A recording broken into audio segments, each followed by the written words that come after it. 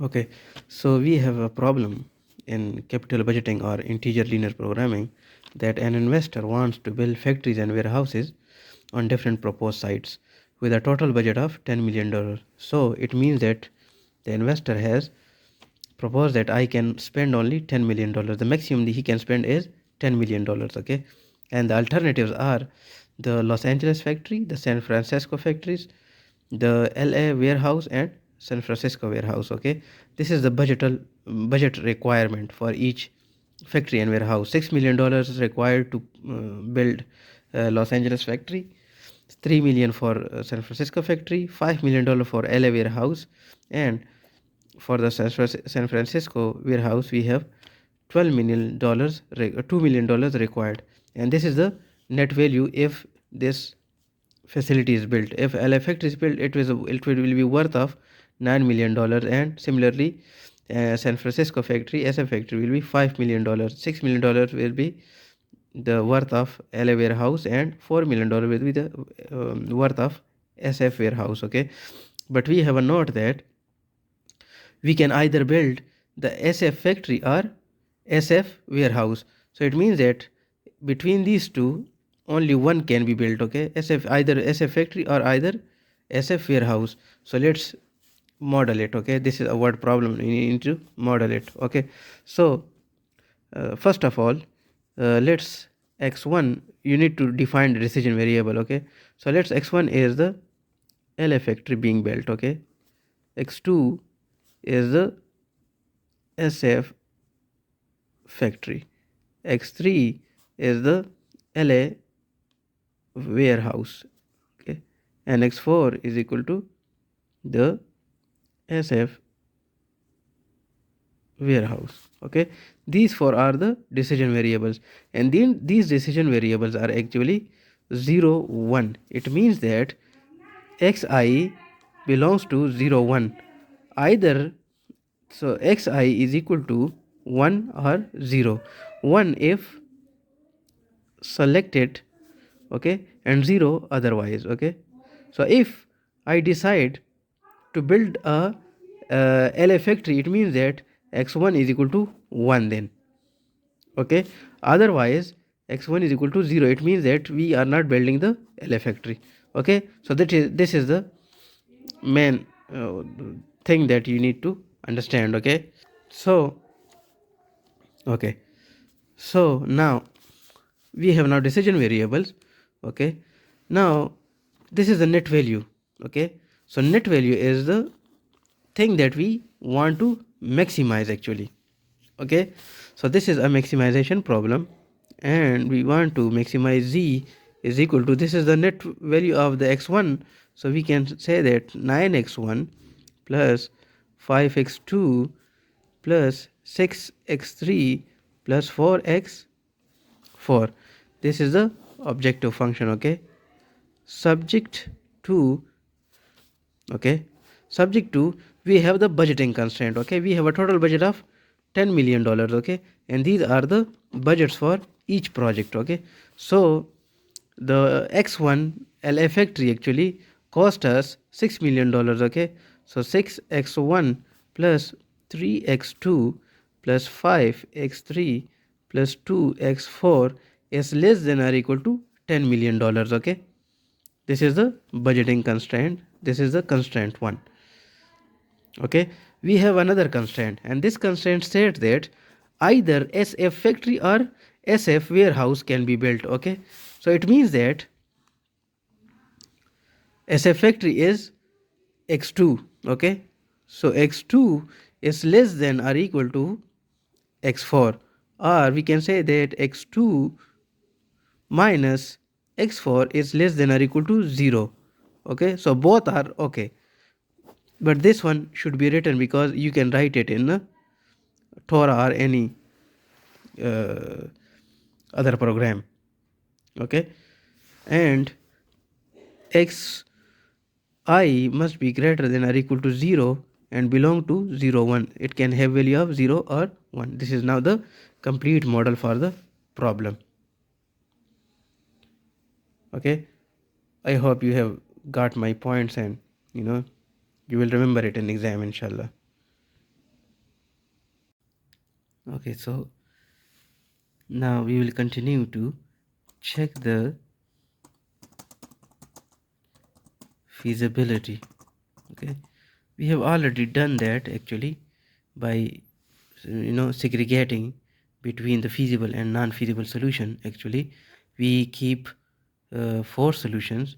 Okay, so we will check all these 4 solutions for their feasibility, and by feasibility we check the ratio test. Okay, which is the capital G of x1 x2 is equal to the small g or g1 by g2.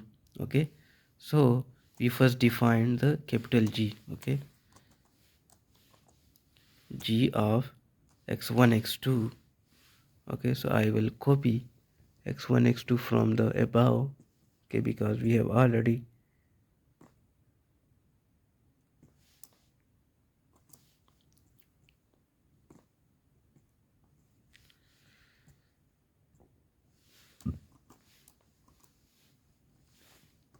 is equal to, and I will call the fraction. Okay, and in the fraction, in the top one I will write g1, which we have already defined actually. Okay, we define it over, paste it over here, and we get the ratio of g1 by g2. Okay, for the values of x1 x2 that we found in the 4 solutions that we found to be feasible. Okay, now what I want to do is I want to put the values of x1 and x2 for each solution that we get. Okay, we got 4 solutions actually. Okay, so first of all, for this second one that we kept actually, I will copy it. Okay, and I will paste it over here. Okay, now I will first define it. So for definition I will press Ctrl and equal to. Okay, now I need to find this value for the capital G1 and G2 for this value of x1. Okay, so I will copy it from here, and for x1 I will write this value. Okay, and for x2 I will write this value. Okay, this one 0.00. I will write it over here. Okay, and I will actually control E, select it and make control E, so it will give me a value. Okay, so it is giving me a negative value over here. Okay, so a negative value means that it is infeasible. Okay, okay, one thing what was wrong in our, basically this thing I will delete it actually.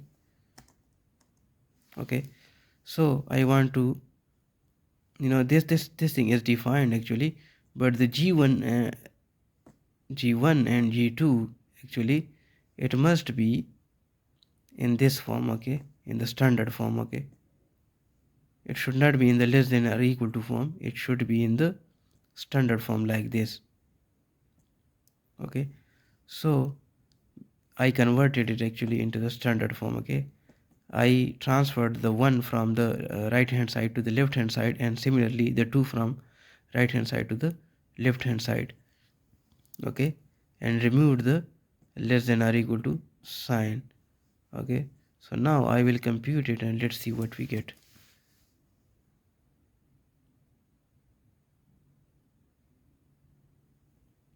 Nope, not the value that we want. Okay, let me check it once again.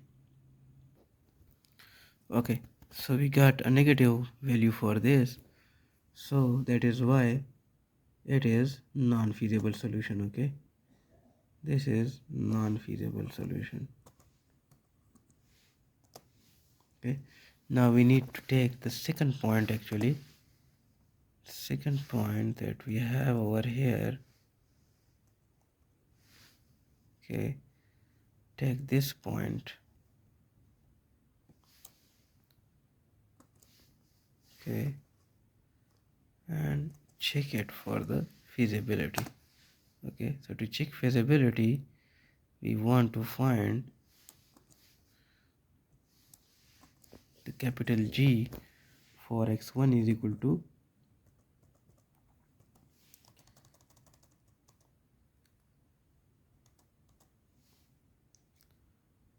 this one value minus 1.0, control C, by the control V over here, and this one is also minus 1.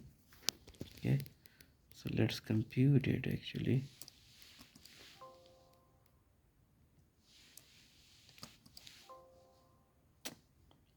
Why it is not actually solving it?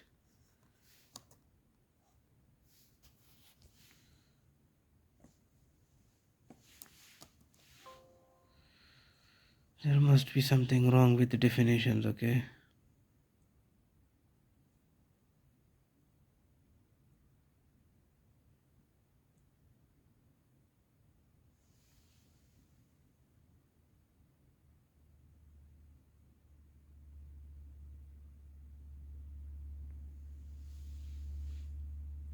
definitions are okay, so why it is making a fuss, I don't know. Let's copy it again.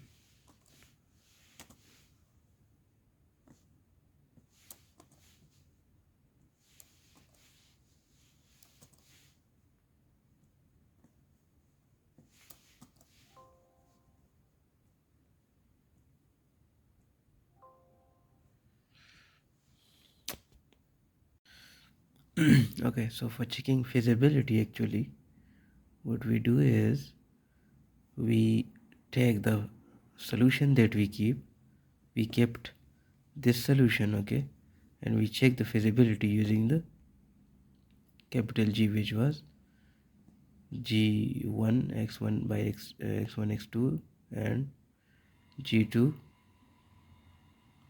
x1 x2.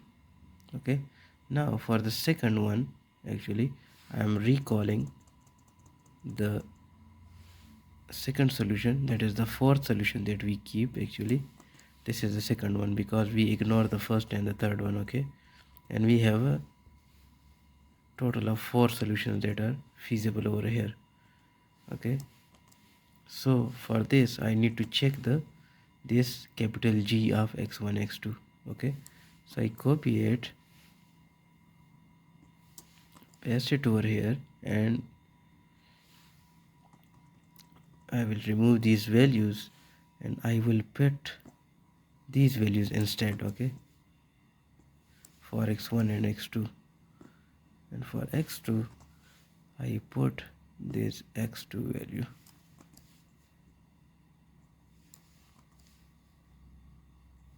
Okay, and then I select it and I press Ctrl E. Okay, this is 0 by 0, so we keep the solution. Okay, this is feasible solution. Okay, similarly for the third one I calculate, and for the fourth one I calculate. Okay, so I just did it for the third one. Now I will recall this solution. Actually I will copy it and paste it over here, and I want to find for this one. Okay, so let's copy this and paste it over here. Okay, and here I will remove these values actually, and I will copy these values. Okay,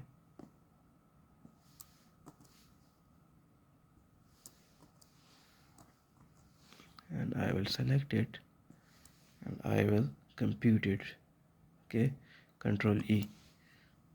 Okay, this is also positive, so this is also kept. Okay, this solution is also kept. This is feasible solution. Okay, the third one, this is also kept. Okay, so only one solution that we kept is not feasible. Okay, the first one, this one is not feasible, for which we have x1 is equal to minus 1.14142 and x2 is equal to 0. This one is not feasible, but all three are feasible. Okay, now that we have checked the feasibility, actually we want to check for the regularity, and then we will go to the second order derivatives, the second order conditions. Okay, so in case you are wondering how I did this, the g of x1, capital G of 1 x1 x2 is equal to small g1 divided by small g2. So it is not actually divided by, this is a matrix. Okay, I defined it as a matrix, like let me delete it. Okay, so g of x1 x2 is equal to, I go to the matrix and I select 2 cross 1. Okay, 2 rows and 1 column, and I press OK, and this comes the, so I write g1 x1 comma x2. Okay, and so on. Okay, so I did it like this. Okay, in case you are wondering, this was just to to let you know that how I did it. So in exam, if certain type of question comes, you can easily do it. So I did it using the matrices. Okay, matrices option.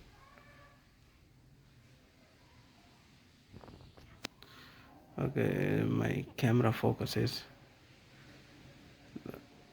Let's do it like this. Okay, so this is how it is actually done. Okay, so I will delete it now because it is already done. So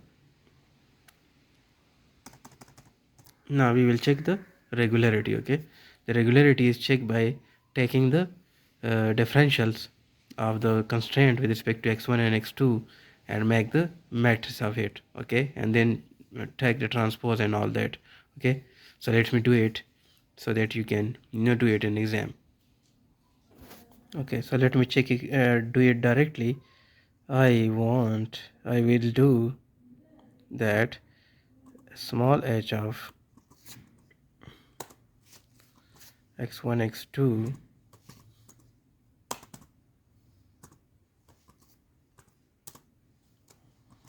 is equal to, and this is also a matrix, so I will define it. It is also 2 cross 1, so this is the gradient of g1 actually with respect to x1 and gradient of g1 with respect to x2.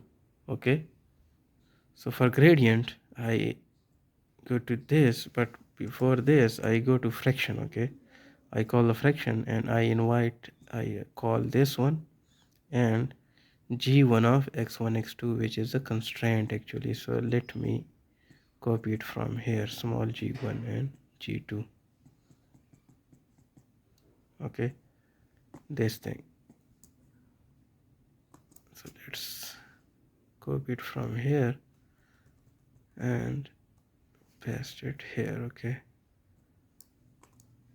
and this is with respect to x1. Okay, so dx1. Okay, and in the lower part I control C it, control V it, and just change this x1 with x2. Okay, and I define it actually, control plus equal to. Okay, now it is defined. Okay, so I need to calculate it, so control E, and it will give me the h1 x1. Similarly actually we do the for small h2. of x1 and x2. Okay,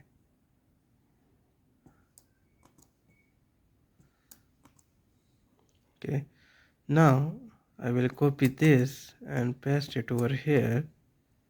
Sorry, copy and paste it over here. I need to just change this one now. This is the G2, this is also G2. Okay, now I have to evaluate. Okay, so now we have this x1 and x2, h1 x1 and h1 h2 x2. Okay, so we will use both of these matrices actually for the value of x1 and x2 in each constraint respectively and make a square matrix 2 cross 2. Okay, and then we will find the rank of each of that matrices that were derived from using the value of x1 and x2 for each of the solution. Okay, we have now 3 solutions over here. Okay, -1 -1, -1 and 1, and 0 and 0. Okay, so what we will do is we will introduce the values for each of the solution, and in those both two, so I can say that solution 1. Okay, I can say this is the solution 1 checking. Okay, so for solution 1 actually we have the points this one. So I copy it, okay, and I paste it over here. Okay, now for this I must call this thing. Okay, so I know that it is now defined actually, and this is also defined. Let me define it. If it's not, control n equal to. Okay, so what I need to do is I need to calculate this for these values of x1 and x2. Okay, so besides x1 and x2 actually what I write is I copy these values. Okay, control C, control V, and similarly control C and control V, and I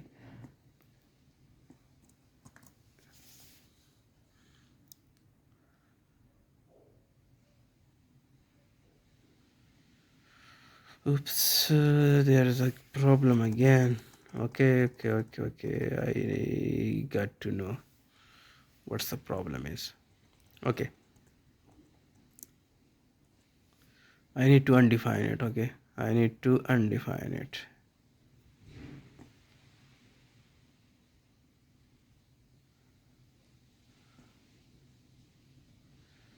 Compute definitions and undefine. Okay, here also go to compute and definitions and undefine.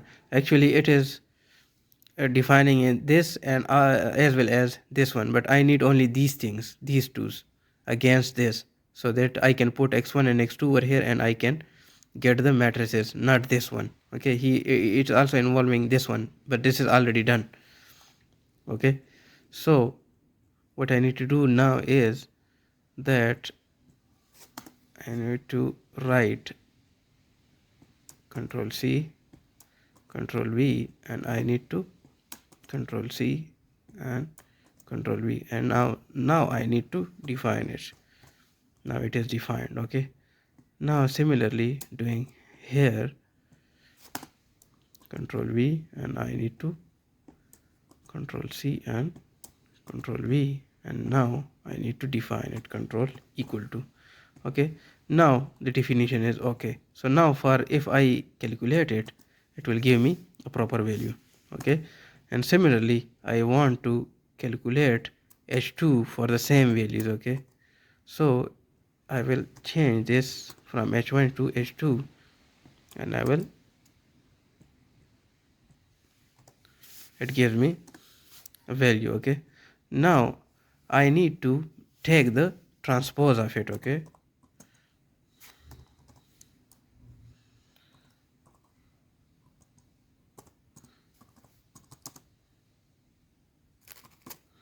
transpose it. Okay, so what I need to do is I copy it over here, and I transpose it. Compute matrices and transpose over here. So the transpose it, this is the transpose value. Okay, similarly what I need to do is I need to copy this thing, Control C, Control V, and I can write it over here that I need to transpose it. Okay,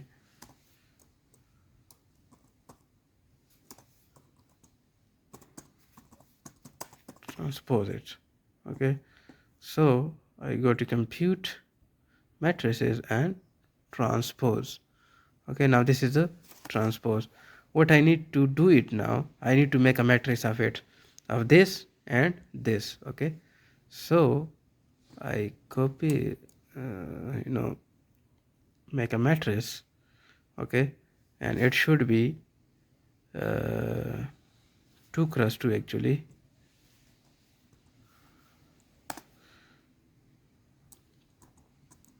What I just did here, I need to make a matrix. Okay, and it should be 2 cross 2, and this transpose value I need to copy it over here. Fuck, man.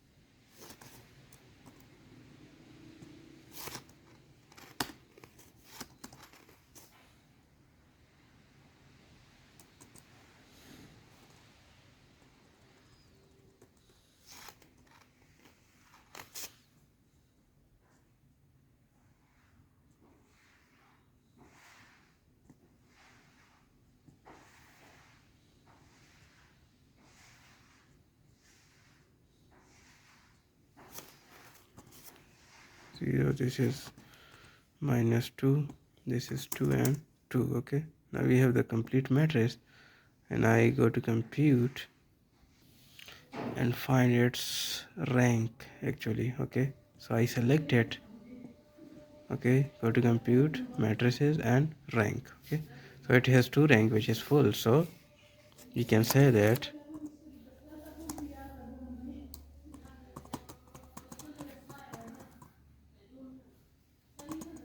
full rank, and this point actually, this point which is -1 and -1 is a regular point in this solution. Okay, so regularity is found for that point. Okay, now I need to recall the second solution. Okay, and do the same for that one. Okay,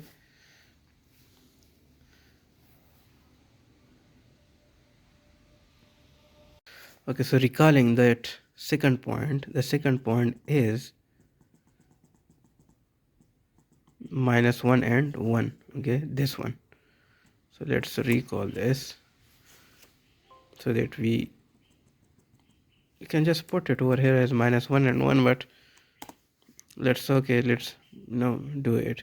Now I need to find h1 and h2 small for these points. Okay, so Control C and Control V. Okay, now here the x2 is 1, so x2 is 1 and it is -1. I just need to make it. Okay, and then transpose it. Okay, so what I do is I select this compute matrices and transpose. Okay, now I need to find the h2, so I make copy, paste it over here, and I need to do is remove this one and replace it with 2, and I go to compute. Okay, and similarly I need to transpose it, so matrices and transpose. Okay, now we have another 4 by 4 matrix over here. Okay, it will include 0, 2, 2 and minus 2, it has rank 2. So if let's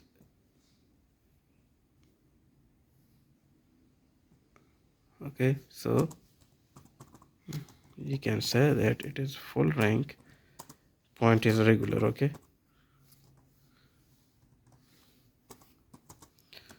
point minus 1 and 1, minus 1 comma 1 is regular. Okay, similarly, recalling the third solution over here. Now the third solution is, I guess, 0 0. Okay, so let's, this one is third solution. Okay, make a copy, paste it over here. Okay, and I need to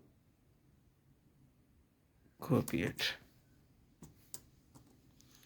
Okay, and this is 0 and 0. Okay, so 0 0.0 and 0 0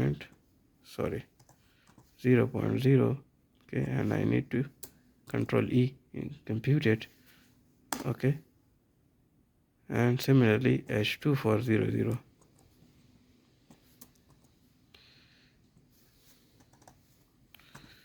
And this is also 0, so I need to compute it. So now the matrix is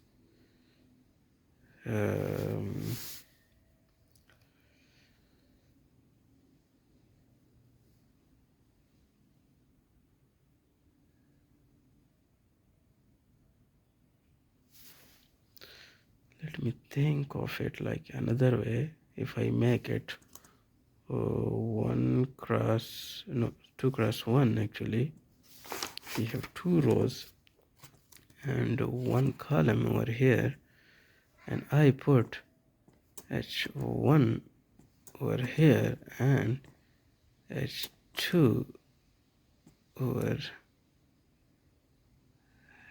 here. Actually, what we get,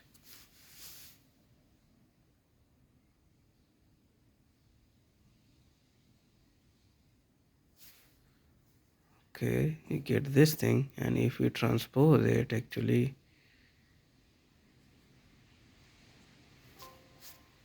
okay, it will not transpose. So this experiment is not doing well for me, so I need to just ignore this idea. It was an awful idea. So let me transpose it, actually. So compute matrices and transpose it. Okay, and also for this, so matrices and transpose it. Okay, now I have a 4 by 4 matrix, actually 2 by 2, sorry. Okay, and the first one is 2 0, second one is 0 and 0, and let's rank it.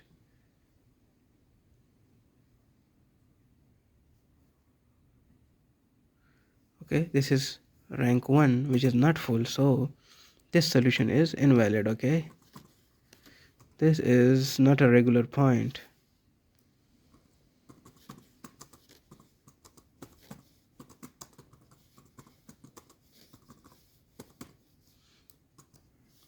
In this solution space. Okay, so now we have done the regularity. Now we need to go to the second order conditions. Okay, SOC. Okay, SOC, in which we will find the second order derivatives for the function, the Lagrangian function that we introduced over here. Okay, and C, which is the where the point is positive definite or not, like it is a minimum point or not. Okay, we will do it for all the 3 points. Okay,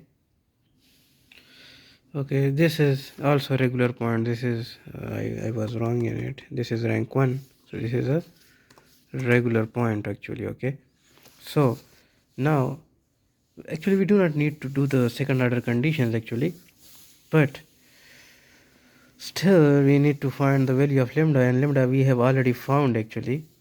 So let's we can directly do with respect to this matrix that we have found. Okay, if the null basis of this is null or greater than 0 actually, then this point is a local minimum. Okay, this matrix that we found for each point. Okay, so for point 1 actually I will say the null basis test. Okay, point 1 matrix that we found was this one. Okay, sorry, this one. This is the matrix that we found for point 1. Okay, so if I do the null basis for this actually, so if it comes empty or in positive, so it means that it is local minimum. Okay, matrices, and I go to null space basis, it is a local minimum. Okay, local minima or minimum. Okay, now second point. Okay, second point is the teacher has done it like a bit, the second order, he has found the second order Hessian matrix, but that is useless. That is that we do not use it in our solution. Actually, we use it in our solution when we are using hand actually. Okay, but the computer have already given you the values for lambda 1 and lambda 2.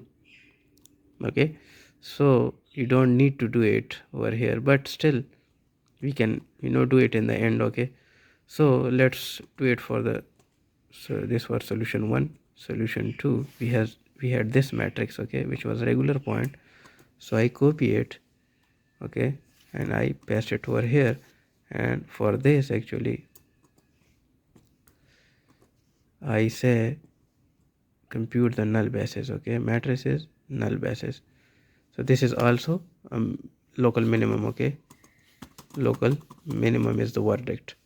Okay, now for the third point actually, third point was this one, 2 0 and 0 0. Okay, so what I do is I paste it over here. I find the null basis of it actually. Okay, matrices null basis. Now this one is not empty, but still it is in positives. Okay, this one is in positives. Okay, so remember the formula when we say that Z transpose into the second order derivative of the Lagrange's function multiplied by the Z, where Z is the null basis. Okay, null basis, ZT is the null basis transpose, and this is the second order derivative for the function. Okay, when it is equal to positive or 0, it means that it is positive definite, so it is a local minimum. Okay, if it is positive, it is a then strict minimum. Okay, if it is 0 or greater than 0, it is local minimum. Okay, so what we need to do is we have now this Z, we will find the Z transpose. We have the null basis which is equal to 1 0 actually, no sorry, 0 1, 0 1. This is the null basis, so we need to get transpose of it. So transpose of it will be like this. Okay, we will do it in the software actually. Okay, but we can just find it using hand. Okay, so now the only thing is to make the Hessian matrix of x1 x2 lambda 1 and lambda 2. This is to be found.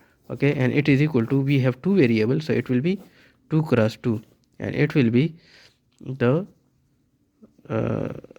derivative of the Lagrangian function with respect to x1, the first order and second order derivative both with respect to x1, and the second element will be the first order derivative with respect to x2 and the second order derivative with respect to x1, and the third element will be the first order derivative with respect to x1 and the second order derivative with respect to x2 of the Lagrange's function. and the fourth element will be the first order derivative as well as the second order derivative of the Lagrange's function with respect to x2. So I need to find this thing, actually the Hessian matrix, and then do this multiplication. So if it yield a positive value 0 or greater than 0, it is a local minimum. But if it is negative, or something infinite or anything like that, okay, so then it is not a local minimum. We cannot say anything about this point. Okay, so let's do it. Okay, so now we have the null basis over here. Okay, so I need to find the transpose of it. Okay, so let's control C and control V. Okay, this is, I can say that it is equal to Z. Okay, this is Z, and now the transpose of it, I can write Z is equal to this, and when I find the transpose of it, actually transpose, so this is equal to Z transpose. Okay, now we have Z and Z transpose. What we need to do is find the Hessian matrix. Okay, or second order conditions. Okay, find Hessian matrix capital H of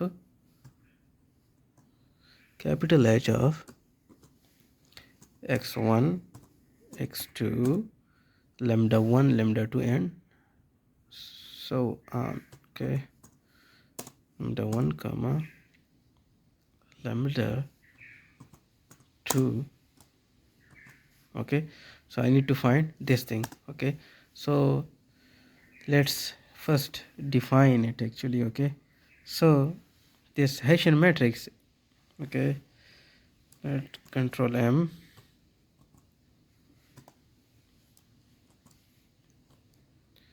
this Hessian matrix, wait, not getting into mathematical mode. Okay, so the Hessian matrix for x1 and x2, lambda 1, lambda 2, so I will copy these. Okay, x1 comma x2 comma is equal to, now we have two variable x1, x2, so it will be n cross n, so it will be 2 cross 2 matrix. Okay, so the first thing is the second order derivative of the function L. Okay, so we already have found the first order derivative, so I need to just pick that and make it the second order. Okay, we have this thing. Okay, so I will copy this and I will paste it over here.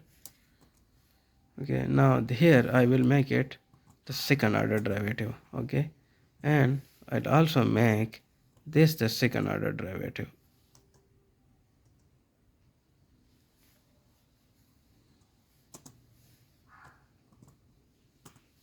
Okay, so the first is, okay, so the first thing is, first element is the first order derivative as well as the second order derivative with respect to x1. Okay, and the fourth is also the same but with respect to x2. Okay, so I will need to change this x1 to, sorry, I need to change this x1 to x2. Okay, and everything other is same. Okay, now I will copy this and paste it over here. Okay, now I need to remove this 2 from here. Okay, so I need to make the first order derivative with respect to x2. Okay, x2. Okay, now copying it and pasting it over here.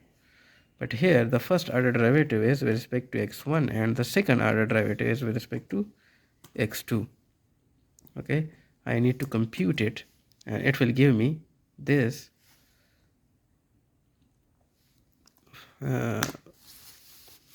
what we say, the matrix. Okay, but here the lambdas are unknown actually. Okay, so we can say that for point 3, that is, okay, what was point 3? This was point 3. Lambda 1 is equal to 0.5, lambda 2 is equal to 0.0, x1 x2 also 0 0. Okay, so this is the third point. Okay, I just pointed out over here. Okay, I need to find this h. Okay, for this I must define it. Okay, first I need to put the values of x1 x2 lambda 1 lambda 2 in this and find the real matrix. Okay, so I say that this h1 x1, this is equal to this matrix. Okay, and I define it, so control equal to. Okay, now when I put the values of x1 x2 lambda 1 lambda 2 in this, it will give me the complete matrix. Okay, so I need to find, for x1 I will put x1 is equal to, what is the value of x1? Sorry, I don't need over here, I need it over here. Okay, so I need to find this for these values. So I will replace lambda 2 by 0.00. Okay, 0, or we can just copy this and paste it over here. Okay, copy this and paste it over here. Okay, copy this and paste it, sorry, copy this and paste it over here, and similarly it is also this. So I need to find this thing. Okay, so I need to, this is the Hessian matrix that we found. Now I need to do is, I need to multiply this with Z transpose and Z. Okay, so this is the Z value, so I need to copy this. First of all, copying this one. Okay, and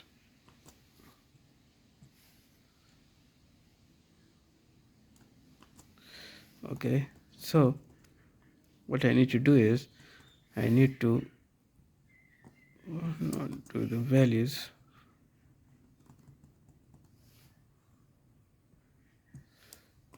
This is the Z value, this is the double derivative of h of x, the L of the Lagrange's function, and I need to multiply the Z transpose also.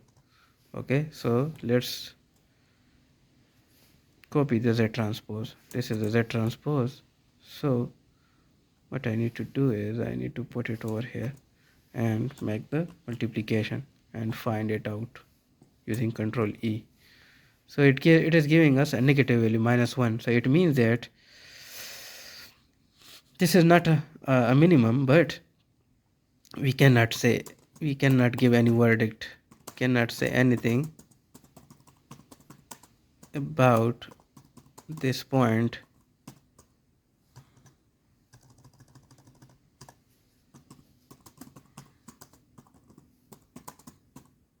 whether minima or not.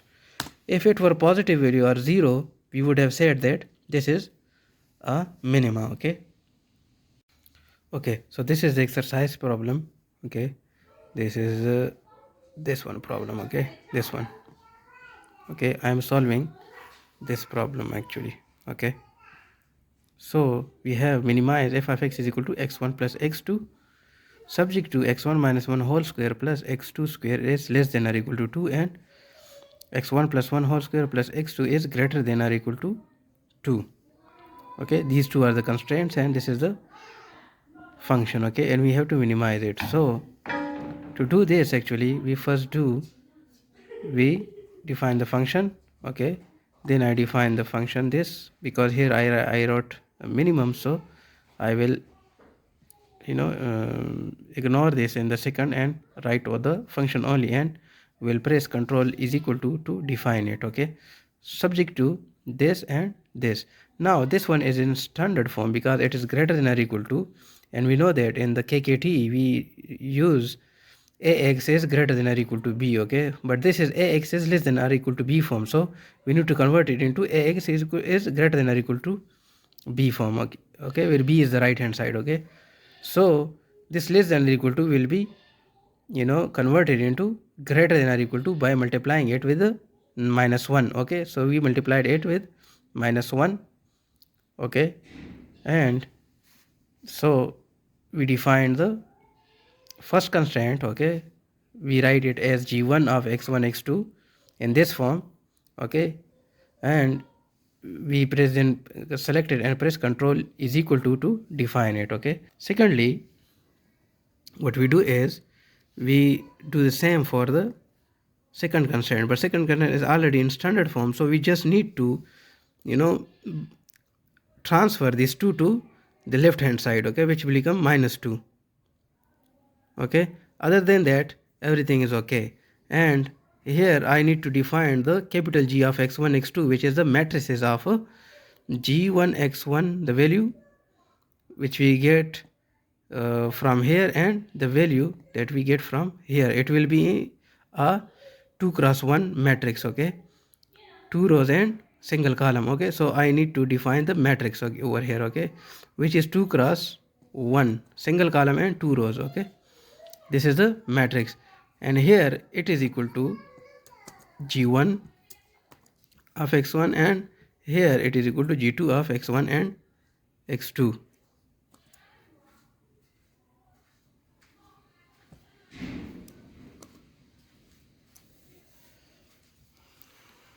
Okay, so now we have the capital G also. Okay, it will be used while we do the feasibility test. Okay, we will do the feasibility test using this matrix. Okay, if we get 0 or positive values for both, actually we will term that solution as feasible, but if we get negative value, it means that it is infeasible. Okay, so let's now define the what we call it, the Lagrange function. Okay, so I write define Lagrange function. Okay, so Lagrange function, I will press Ctrl M. Okay, and Lagrange function, we have now two variables x1 and x2 and two constraint, so it will be equal to Lagrange function. I must copy it from here to here. Okay, and now I press a comma and I need to introduce two multipliers. Okay, lambda 1 and lambda 2, because we have two constraints. Okay, so I need to define the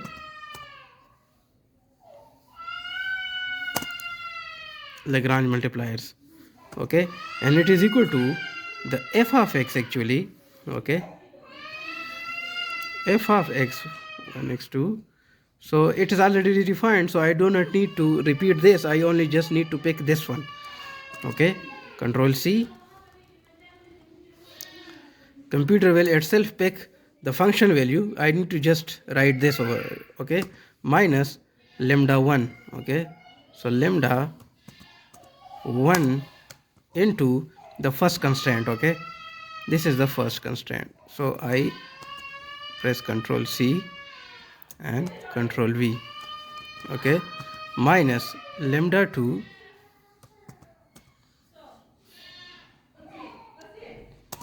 into the second constraint. This is the second constraint. Okay,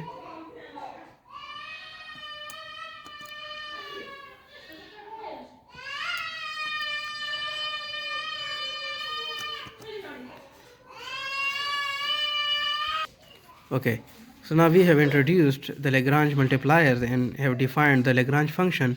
I need to define it to the software. So I select it and press Control and equal to. Okay, so now it is defined actually. Okay, now I can make the derivative of its first order, second order. The computer will do it. Okay, so now I need to do is to find the x1, x2 and lambda's values. Okay, so what I need to do is I need to have the first order FOCs, first order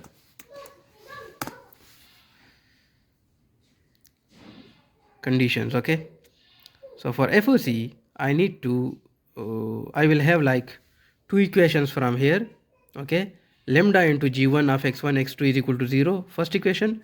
Lambda 2 into g2 of x1 x2 is equal to 0. This is the strict complementary slackness conditions. Okay, so I need to have two values from here, and I will have two values from the differentials of this Lagrange function with respect to x1 and x2. So and then I will process those four equations to find the x values and lambda's values. Okay, so FOCs I must write over here.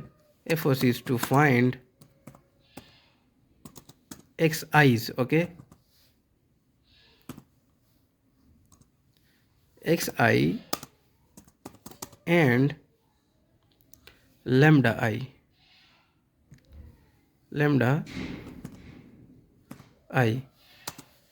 Okay, I need to find x1 and x2 and lambda 1 and lambda 2. Okay, so for this I need to have a derivative. So to call derivative, actually I need to have fractions. Okay, so control F and I will have two fractions. I need to call this partial fraction. Okay, so partial fraction of this Lagrange's function actually with respect to x1. So I need to call partial fraction again, and I need to call this x1. Okay, so now I have this. Now I need to do it with respect to x2 also. Okay, and control E. Okay, so now it has given me two equations. Okay, so I need to equate this equal to 0 and this equal to 0, and also lambda 1 into g1 of x1 x2 is equal to 0, and lambda 2 into g2 of x1 x2 is equal to 0.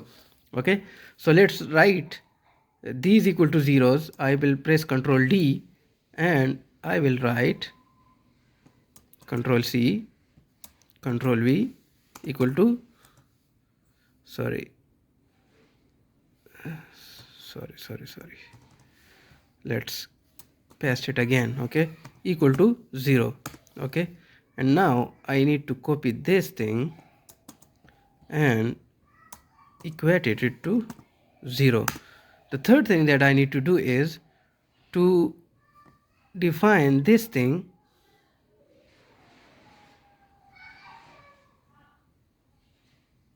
okay,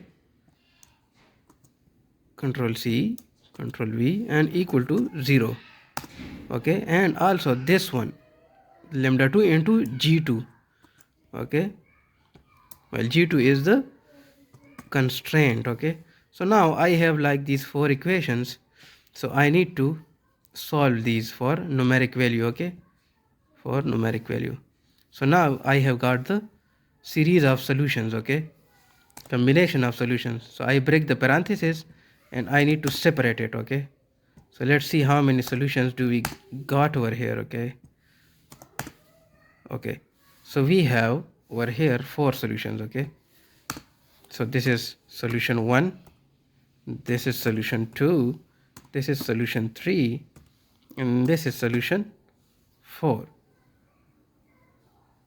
Okay, now what I need to do is I need to either keep or reject based on the lambda's values and x's values. So x1 and x2 values are unrestricted. They can be either greater than 0, less than 0, equal to 0, no matter what. Okay, we don't care about that. We care about lambda's values because the lambdas actually need to be greater than or equal to 0. Okay, So let's check lambda 1 is equal to 0, lambda 2 is equal to 0.5. So it is kept, okay? We need to keep it. Keep this solution, okay? This is valid solution. Now here lambdas are positives, so we also keep this solution, okay? This is also a valid solution. Here lambda 2 is minus 5, so we do not keep it, okay? We ignore it or reject it, okay? Here lambda 1 is minus 5, minus 0.5, it is negative, so we also reject that, okay? Because lambda value cannot be less than 0. It means that it cannot be negative, okay? Now we have two valid solutions over here, okay? The first one and the second one, okay? Now we need to do is whether to, which one of these is at local minimums, okay?